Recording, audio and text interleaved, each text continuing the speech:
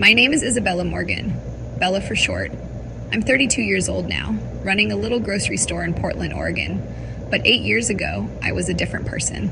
Back then, I was just a retail worker, folding clothes and dreaming of something better when I fell for the lies of a man named Vincent Callahan. He was my boss, my mentor, and as it turns out, the slickest con artist I've ever known. I trusted him with everything I had, every hope I clung to, until I realized he'd built his shiny empire on my ruins. Then, I made him pay.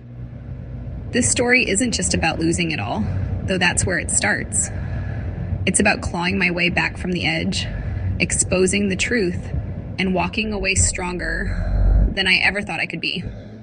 Picture me at 24, stuck in a dead-end job, counting pennies to make rent, when Vince strolled into my life with promises of wealth. He had this way about him, all charm and confidence, like he'd cracked the code to easy money. I bought it hook, line, and sinker, because who wouldn't want to believe in a shortcut out of the grind? But Vince wasn't some financial wizard. He was a predator in a tailored suit, spinning tales of investments and big wins to reel me in. I handed over my savings, then begged my family and friends for more, chasing the dream he sold me. It worked for a while, too. I saw real cash hit my account, felt the rush of thinking I'd made it. Then it all crumbled, and I was left with nothing but debt and shame. I could have stayed broken, could have let him win, but something in me snapped instead. I decided he wouldn't get away with it. Not after what he took from me, not after the lies he fed me while smiling to my face. This isn't a sob story, though it's got plenty of tears. It's a fight, a messy, brutal one, where I went from being his perfect mark to the woman who helped put him behind bars. I lost more than money, more than pride, but I gained something too. The fire to stand up, to make sure he couldn't hurt anyone else the way he hurt me. So stick with me through this. You'll hear how I went from folding shirts to facing down a con man in court, how I turned betrayal into a battle I won. It's not pretty, but it's real. And maybe it'll make you think about the liars you've faced in your own life. Because if I can come back from this, you can too. Back in 2017, I was 24 years old, working at a department store in Salem called Miller's Outlet. My days were a blur of folding clothes, stacking shelves, and pasting on a smile for customers who barely looked at me. The pay was barely enough to cover my rent. And I felt stuck, like life was passing me by while I rearranged clearance racks. That's when Vincent Callahan walked in. He wasn't a regular, just some guy in a sharp jacket browsing ties. But he had this energy, like he owned the place. I didn't know then that he'd change everything. He struck up a conversation while I rang him up, asking about my job, my hours. I vented without thinking, tired of the same old grind, and he listened with this easy grin. He said he ran an investment business, something about trading and big returns, and I nodded along, half curious. Then he dropped the bait. He needed someone part-time to help with client files, basic stuff, and it paid better than retail. I perked up. Extra cash sounded good, and he seemed legit, all polished words and confidence. I gave him my number, thinking maybe this was my break. We met up a few days later at a coffee shop. Vince laid it on thick, talking about how he turned small bets into fortunes, how he'd learned the game from Wall Street pros. I didn't know much about investing, but his stories pulled me in. He had this knack for making you feel special, like you were in on something big. He offered me the gig right there. $15 an hour to organize papers and answer emails. And I jumped at it. It wasn't glamorous. but it was a step up, and I liked being around him. He had this glow, like success was contagious. Looking back, I see how he played me from that first day. I was just a retail worker, bored and broke, and he was a shark sniffing out easy prey.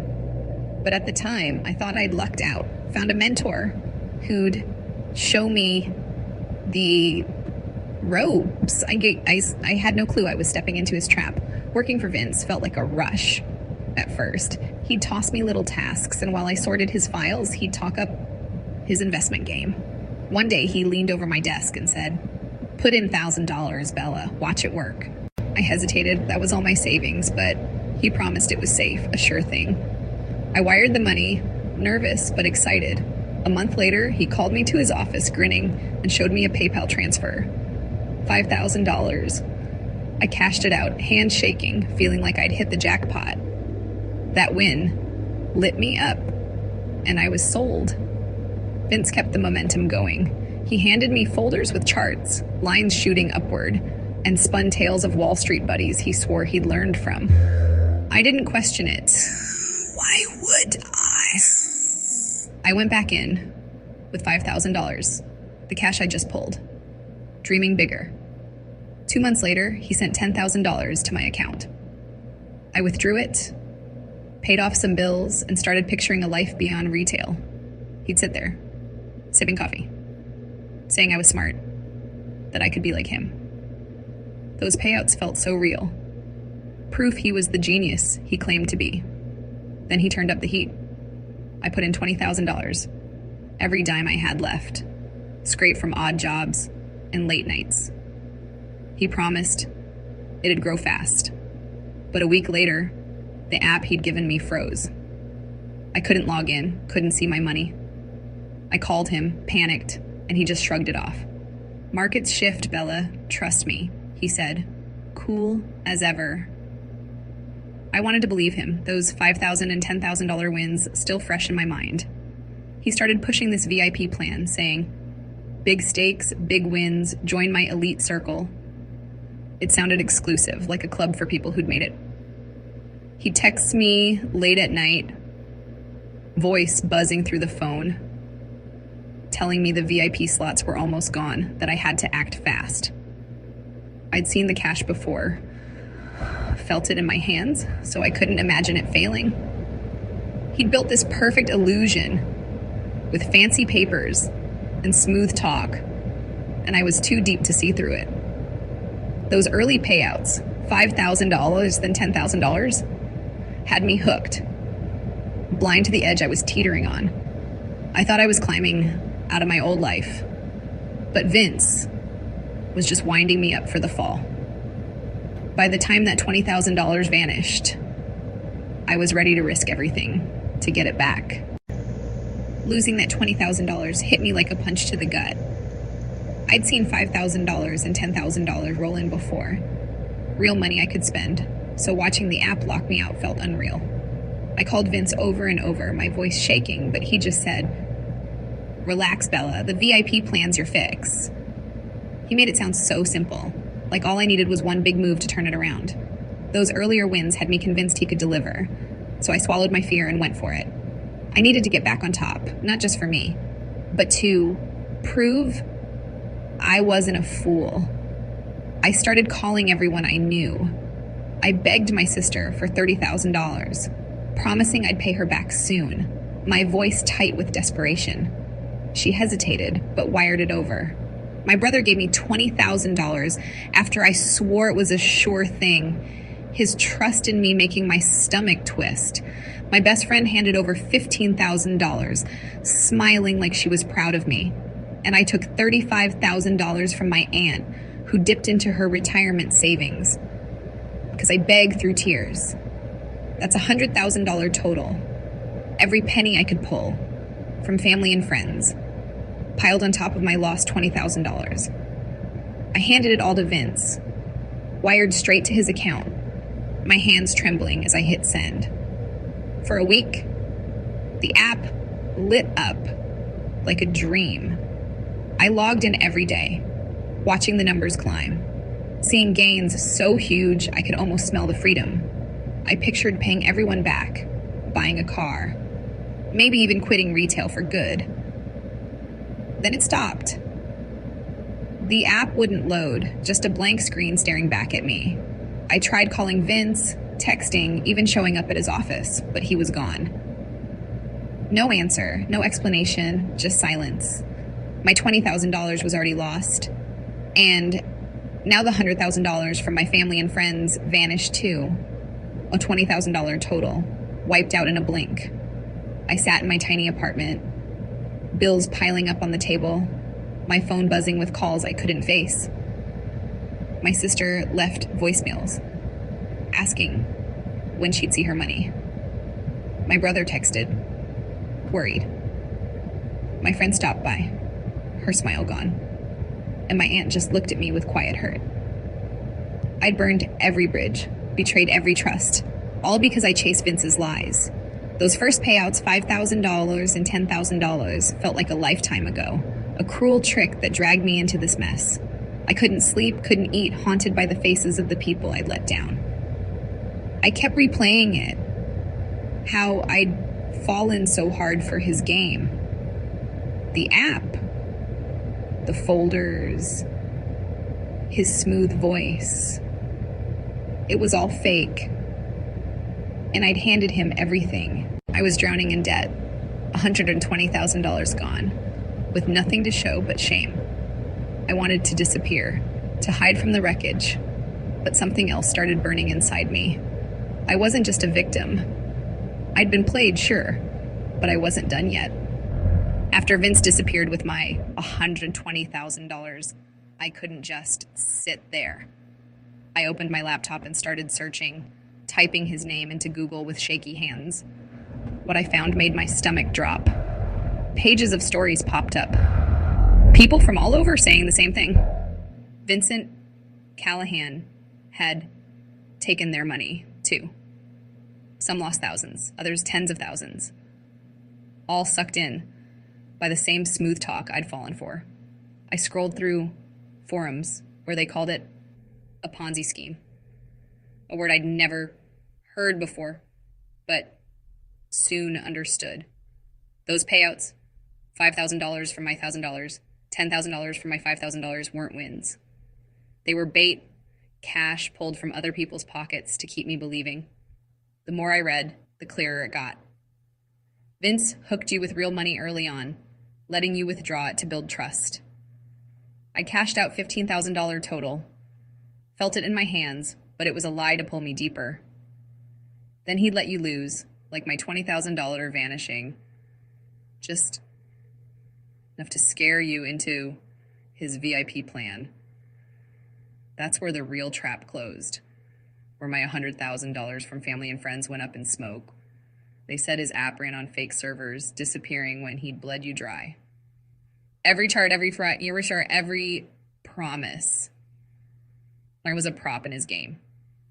I sat back staring at the screen, my chest tight. Then I wasn't special or smart like he'd made me feel. I was a mark, one of dozens, maybe hundreds. He'd played the same way. Losing $120,000 wasn't bad luck. It was his design, and I'd walked right into it. The forums warned about guys like him, flashy con men promising quick riches, but I'd ignored the signs, too dazzled by those early checks. Now I saw the truth. He'd used me, used my family's trust, and left me with nothing. But something shifted as I kept reading. The shame started burning into anger. I wasn't the only one hurting. And he was still out there, probably laughing, picking his next target. I closed my laptop, my jaw clenched. I'd been his perfect fool, but that was over. He'd taken everything from me, and I wasn't going to let him keep winning. Once I saw through Vince's scam, I couldn't stop digging. I opened my laptop again and went straight to his old social media, scrolling through years of posts. He'd bragged about Wall Street success, posting photos in suits with captions about million-dollar deals. I'd bought it all back then, but now it looked hollow. I searched his name deeper, hitting blog posts and obscure forums. People called him out as a fraud, saying he'd never worked in finance, just a smooth talker with a fake backstory. One guy claimed Vince had flunked out of a community college, not some elite school like he'd hinted. It was all a costume. I kept going, finding crumbs of truth. On Twitter, I stumbled across ex-employees, people who had worked for him before me. One woman posted about quitting after he asked her to fudge numbers for clients. Another guy said the whole operation was a house of cards, built on lies and borrowed time. They didn't have proof back then, but their stories matched mine. Big promises, flashy payouts, then nothing. I messaged a few, my fingers trembling as I typed. 2 replied, spilling more. One sent me a screenshot of an email where Vince bragged about suckers who'd fund his next vacation. It made my blood boil. I pulled up his TikTok next, where he'd posted videos showing off cars and cash, the same ones that hooked me. I saved every clip, every smug grin, building a file of his own words. Then I checked the app he'd given me, dead now, but I found its name in my email history. TradeRiser. A quick search showed it tied to some shady offshore company, gone silent after complaints piled up. I copied everything, emails, texts, those glossy folders he'd handed me with fake charts. It was a mountain of junk, but it was proof he'd played me from day one. The deeper I went, the angrier I got. He wasn't just a crook. He was a machine, chewing up people like me and spitting us out. I found a Reddit thread with dozens of victims, some who'd lost more than my $120,000, all tricked by the same game. I wasn't alone, and that hit me hard. Vince had built an empire on our trust, our dreams, and I had the pieces to prove it. By the time I closed my laptop, my hands were steady. I knew who he was now, and I was going to use it all against him. With all the dirt I dug up on Vince, I knew I couldn't get my $120,000 back, but I could make him pay a different way. I sat down at my kitchen table, surrounded by printed emails, screenshots, and those glossy folders he'd used to dazzle me. My laptop glowed with saved TikTok videos and forum posts from other victims. I wasn't just angry anymore. I was focused. This wasn't about fixing my bank account. It was about tearing down his whole game. He'd taken my money, my family's trust, my pride, and I'd be damned if he got to keep doing it to someone else. First, I organized everything. I sorted every text he'd sent me, starting with those early ones promising big wins. Then, the late night messages pushing his VIP plan. I had emails too, full of slick assurances about my $20,000 and the $100,000 I begged from my sister, brother, friend, and aunt. I printed screenshots from his app, TradeRiser, showing the fake gains before it locked me out. Every flyer he'd handed me, every chart with its phony spikes, went into a binder. It wasn't just my story, it was evidence, a paper trail of his lies. Next, I thought about how to hit him. I couldn't do it alone, not with a guy like Vince, who'd built a whole system to dodge trouble. I remembered the Reddit thread, the dozens of victims sharing their losses. I posted there, spilling my own tale, asking if anyone wanted to fight back. Replies flooded in. People just as mad, just as broke. I started a private chat, pulling in 30 of them, folks from all over who'd lost thousands to the same con. We swapped stories, and I shared my binder's worth of proof. Together, we could be loud enough to matter. Then I mapped it out. Step 1, get this to the cops. I'd heard Portland police had a fraud unit, and with enough of us, they'd have to listen. Step 2, go public. Vince loved TikTok, so I'd use it to bury him. Show the world his real face. I pictured lawyers too. Maybe someone who'd take our case, turn our mess into a legal hammer. It felt big, bigger than me, but that's what drove me. This wasn't just my revenge, it was for my sister, who couldn't pay her rent now, my brother who skipped a car payment, my friend who trusted me, my aunt who gave up her savings. I stayed up all night, scribbling notes, my coffee cold by morning. I wasn't some retail worker he could toss aside anymore. I had his own words, his own tricks, and a growing crew ready to back me up. Vince thought he'd won when he took that $120,000. Thought I'd break and fade away. He was wrong. I was coming for him, and I'd make sure he felt every bit of what he'd done to us. I knew I couldn't take Vince down alone, so I started building a team. That Reddit thread had lit a spark, and my private chat was growing fast. I pulled in 30 victims, people like me who'd been burned by his lies. There were cashiers from Ohio, truck drivers from Texas, single moms from California, all regular folks who'd handed over thousands because of Vince's smooth talk. We swapped stories late into the night, and it hit me how deep his scam ran. One woman lost $50,000 for her kid's college fund. A guy gave up $80,000, his whole retirement. My $120,000 wasn't even the worst of it, but it bonded us. We were mad and we were ready. I took the lead, sharing everything I'd collected. I sent them screenshots of Vince's texts, those early ones promising $5,000 from $1,000, then $10,000 from $5,000, and the VIP pitches that swallowed my $100,000 from family and friends. I uploaded his TikTok videos, him flashing cash and cars, and the TradeRiser app logs showing fake gains before it crashed. They added their own proof, bank statements, emails, even voicemails of Vince dodging their pleas. It was a mess of pain, but it was power too. We weren't just whining. We were arming ourselves. Then, luck struck. A guy in the group, Tom, messaged me privately. He'd worked for Vince 2 years back, filing papers for his so-called business. He'd quit when he saw the truth, but he kept records. Tom sent me scans of fake contracts Vince had signed with shell companies, names tied to nothing real. He had a list of bank accounts too, offshore ones where our money probably vanished. It was gold, hard evidence to back up our stories. I thanked him, my heart racing, and shared it with the group. Everyone agreed. This was our shot. We met on video calls, faces tired but fired up. I laid out the plan, cops first, then public pressure. They nodded, some crying, some cursing Vince's name.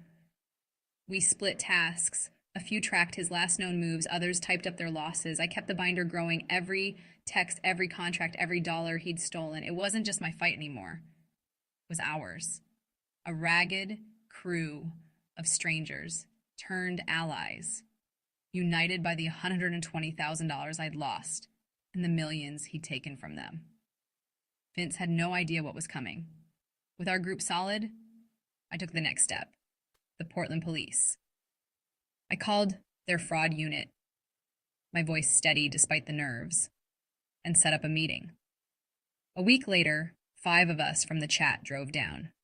Me, clutching my binder. The others with their own stacks of proof. We sat across from 2 detectives in a plain room, coffee cups scattered on the table. I started talking, laying out how Vince hooked me with $5,000 from $1,000, then $10,000 from $5,000. Real cash I withdrew. I told them about the $20,000 that vanished. The $100,000 I'd begged from my sister, brother, friend, and aunt for his VIP plan, all gone when TradeRiser locked us out. The detectives listened, jotting notes as I spread my evidence across the table. Texts, emails, TikTok clips, those fake charts from his folders. The others chimed in, their voices cracking as they listed their losses. $50,000 here, $80,000 there, all following the same pattern. I handed over Tom's files, the fake contracts, and offshore account lists, watching their eyes widen. One detective, a gruff guy named Harris, asked how many of us there were. I said 30 so far, but probably more out there. He nodded, flipping through my binder, and said they'd heard whispers about Vince before. They took us seriously, pulling us in for longer talks over the next few days. I spent hours with Harris, walking him through every trick Vince pulled.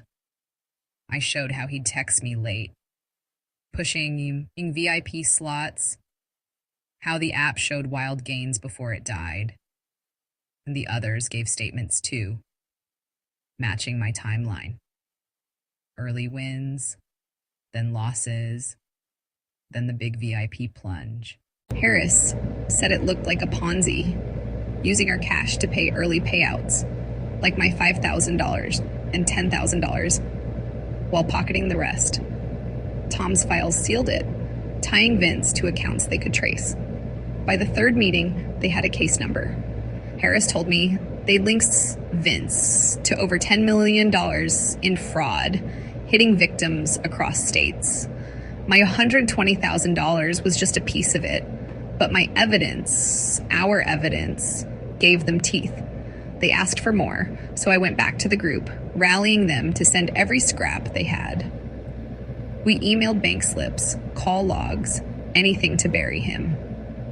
I'd sit with Harris, explaining how Vince's charm hid the con, how he'd smile while stealing my family's trust. It was exhausting, reliving every dumb choice. But it felt good too. The cops were moving, and I was part of it. They warned us it'd take time, months maybe, to nail him. But they had his name, his moves, and our stories locked in. I left that last meeting with my binder lighter, copies handed over, my hands steady. Vince thought he'd outrun us, but we'd just handed the law a map to his door. While the cops built their case, I knew we couldn't wait in silence. Vince had used TikTok to hook me, so I'd use it to burn him. I sat down one night, my laptop open, and recorded my first video. I held up his flyers, showed his texts promising $5,000, $10,000, the VIP lies that took my $120,000. I told the whole story, my voice raw, calling him out as the con man who'd robbed me, my family, my friends. I posted it, tagged Portland news stations, and waited. By morning, it had 500 views, then 2,000. Comments rolling in from people saying, "Me too." The group jumped in. They posted their own videos, holding up bank statements, screenshots of TradeRiser's fake gains, echoing my story with their own losses. We used hashtags like Vince Callahan scam and TradeRiser fraud, spreading it across TikTok, Twitter, even Facebook. Strangers started messaging me, some victims we hadn't found, others just mad for us. One guy lost $90,000, another $30,000, all sucked in by the same early wins I'd chased. My inbox filled up, 50 messages, then 100, each one fuel for the fire. I reached out to Coin6, a local news station, emailing them my binder's best pages. Vince's TikTok clips, Tom's fake contracts, my $120,000 loss breakdown. A reporter, Lisa, called me back, her voice sharp with interest. I met her at a coffee shop, handed over copies, and walked her through it, from the $5,000 payout to the $100,000 wipeout. She interviewed 3 others from our group too, their faces tight as they relived it. A week later, Coin6 aired the story. Portland man linked to multi-million-dollar scam. They showed Vince's smirking videos, then cut to us, angry and loud. It hit 50,000 views online fast. The story spread. Other stations picked it up, papers too, and our TikTok posts exploded, thousands sharing them. People flooded the comments, some cursing Vince, others thanking us for speaking out. I kept posting, dropping new clips from his old videos next to our proof, making sure everyone saw his face. The group fed me more. A woman sent a voicemail of Vince laughing off her pleas. Another found a photo of him at a club, flaunting cash that could have been ours. We turned his own game against him. loud and public. It wasn't just noise, it worked. Lisa told me the police got calls after the coin story. More victims coming forward, pushing the case faster. Our videos hit Vince where it hurt, his precious image, and the pressure cooked him. I check TikTok daily, seeing our numbers climb, feeling the weight of $120,000 turn into something else, power. He'd built his con on trust, and we were tearing it down, one post at a time. On November 15th, 2024, I got the call I'd been waiting for. Detective Harris's voice crackled through my phone, calm but firm, saying they'd hit Vince's penthouse in downtown Portland that morning. The raid was fast, cops swarming in before dawn, catching him off guard. They hauled him out in cuffs, his slick suit swapped for a gray jumpsuit, no smirk left on his face. My evidence, our evidence, had pinned him down. Those texts, the fake contracts from Tom, the TikTok clips we'd plastered everywhere, they all stacked up into a case he couldn't dodge. Harris said he was facing 15 years for fraud, maybe more if they dug deeper. I sat on my couch, staring at the wall, letting it sink in. He was done. I went to the courthouse a few months later when his trial started. I'd never been in a place like that, all stiff chairs and echoing voices. But I needed to see him. I took the stand as a witness, my binder spread out before me, telling the judge everything. I started with the $1,000 that turned into $5,000, real cash I'd cashed out, then the $5,000 that became $10,000, feeling like I'd cracked some secret code. I walked them through losing $20,000, how he'd shrugged it off, then the $100,000 I'd begged from my sister, brother, friend, and aunt for his VIP plan, gone when the app crashed. My voice shook at first, but it got stronger as I pointed at him.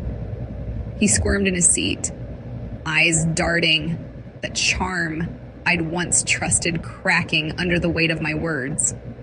Seeing him like that, small and trapped, felt better than any payout I'd ever gotten from him.